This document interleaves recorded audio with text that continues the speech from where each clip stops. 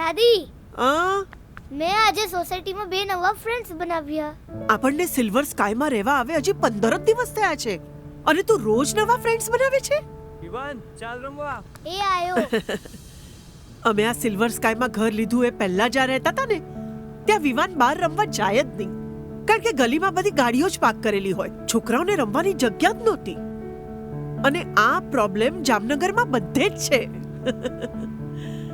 પણ પછી અમને ખબર પડી કે નિકુંજ બાણુગરિયા ગ્રુપના બધા જ પ્રોજેક્ટ્સમાં દરેક જનરેશન માટે ફેસિલિટીઝ છે, કિડ્સ પ્લે એરિયાથી લઈને જોગિંગ ટ્રેક સુધી.